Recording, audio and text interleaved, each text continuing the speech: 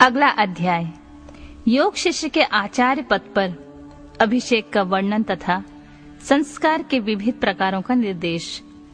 उपमन्यु कहते हैं, यदुनंदन, जिसका इस प्रकार संस्कार किया गया हो और जिसने पाशुपत व्रत का अनुष्ठान पूरा कर लिया हो, वह शिष्य यदि योग्य हो तो उसका गुरु आचार्य पद पर अभिषेक करे। योग्यता न होने पर ना करे। इस अभिषेक के लिए पूर्ववत मंडल बनाकर परमेश्वर शिव की पूजा करें। फिर पूर्ववत 5 कलशों की स्थापना करें। इसमें चारों ओर चारों दिशाओं में हो और 5वां मध्य में हो।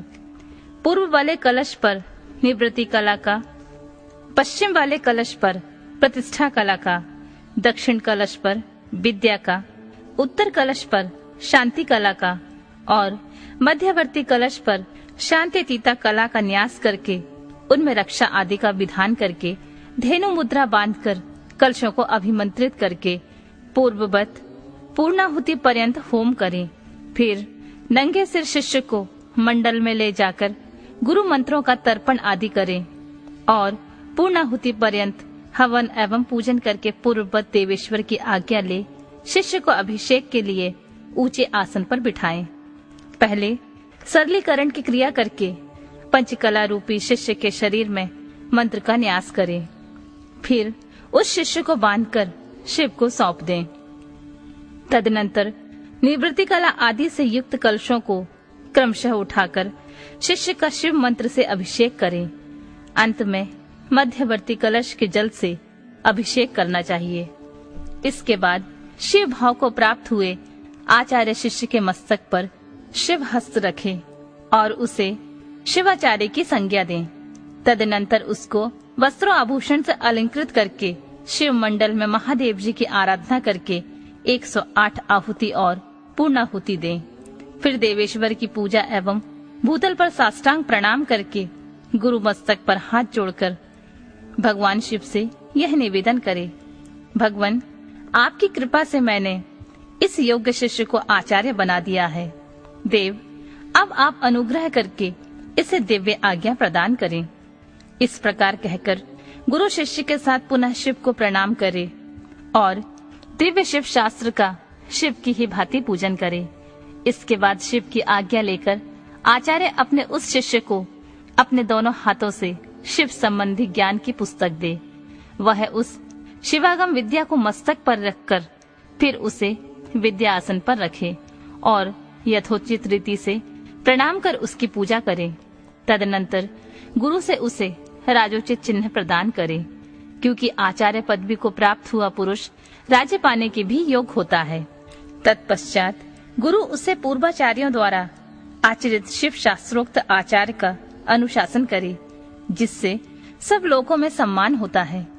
आचार्य पदवी को प्राप्त हुआ पुरुष शिव शास्त्रोक्त लक्षणों के अनुसार यत्न पूर्वक शिष्यों की परीक्षा करके उनका संस्कार करने में अनंतर उन्हें शिव ज्ञान का उपदेश दें।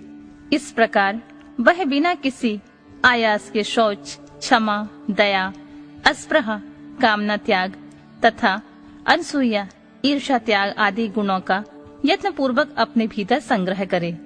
इस तरह उस शिष्य को आदेश देकर मंडल से शिव का, शिव कलशों का तथा अग्नि आदि का विसर्जन करके वह सदस्यों का भी पूजन, दक्षिणा आदि से सत्कार करे, अथवा अपने गणों सहित गुरु एक साथ ही सब संस्कार करे। जहाँ 2 या 3 संस्कारों का प्रयोग करना हो, वहाँ के लिए विधि का उपदेश किया जाता है। वहाँ आदि में ही अध्व शुद्धि प्रकरण में कहे अनुसार कलशों की स्थापना करे। अभिषेक के सिवा समयाचार दीक्षा के सब कर्म करके शिव का पूजन और अध्व शोधन करे।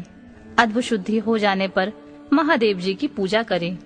इसके बाद हवन और मंत्र तर्पण करके दीपन कर्म करें तथा महेश्वर की आज्ञा ले शिष्य के हाथ में मंत्र समर्पण पूर्वक शेष कार्य पूर्ण करें, अथवा संपूर्ण मंत्र संस्कार का क्रमशः अनुचिंतन करके गुरु अभिषेक पर्यंत अध्व शुद्धि का कार्य संपन्न करें। वहाँ शांतितीता आदि कलाओं के लिए जिस विधि का अनुष्ठान किया गया हो, वह सारा विधान 3 तत्वों की शुद्धि के लिए भी कर्तव्य है। शिव तत्व, विद्या तत्व और आत्म तत्व, ये 3 तत्व कहे गए हैं। शक्ति के पहले शिव का और विद्या का, उसके बाद उसकी आत्मा का आविर्भाव हुआ है। शिव से शांति अतीता धुआं प्राप्त है, उससे शांति कला धुआं, उसमें विद्या कला धुआं, विद्या से परिशिष्ट प्रतिष्ठा कला धुआं और उसमें निवृत्ति कला धुआं व्याप्त है।